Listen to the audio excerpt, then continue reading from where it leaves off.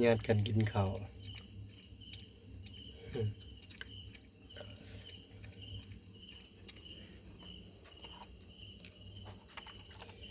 กินข้าวแรงแซ่บๆนานความทิมมาได้ฮะเอาแล้วดื้อได้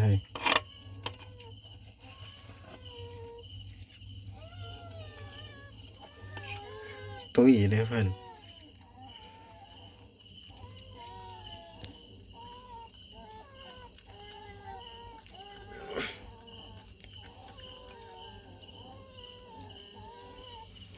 อ้วนจนมอนแต่ละตัว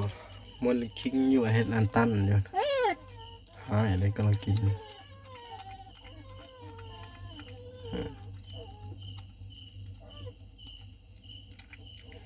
กินข้าวกับบะแซ่บสำเลียมือ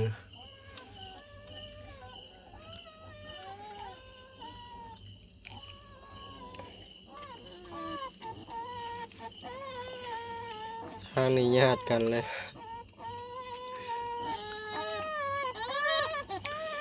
ห่วงอาหาร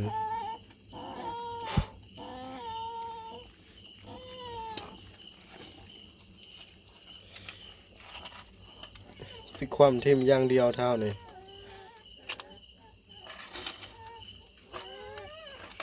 นางเราบนเท้าชุดนี่เท้านี่สีงามกว่าหมูเลยตัวนี้สองตัวดินตัวแม่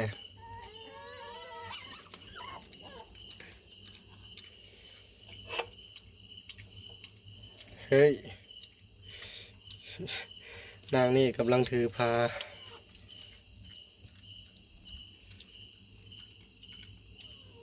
พอพันกินข้าวคือกันเนาะกินข้า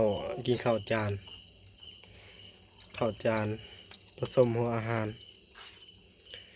กับผสมวิตามินผงให้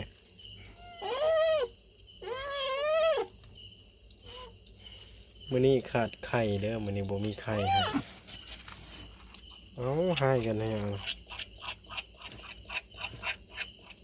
นี่เก่งขนาด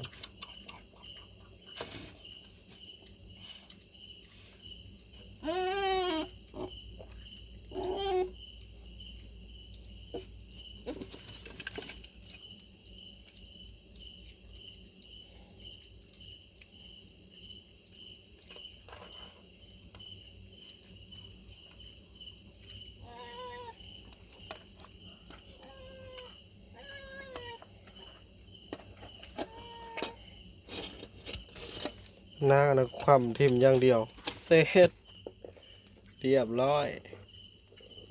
ได้กินบ่บาดนี่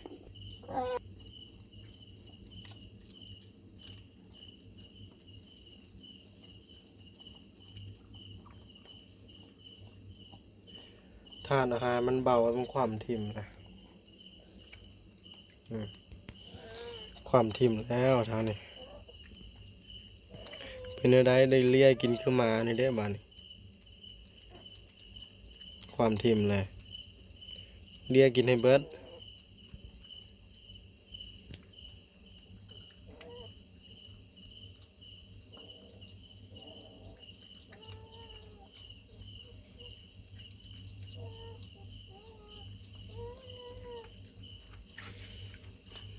หน้าตาผู้ความนี่กินก้อนหมูเพิ่น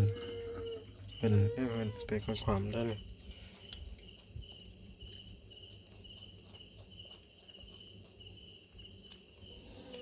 สำนี้เนาะไว้พอกันคลิปหน้า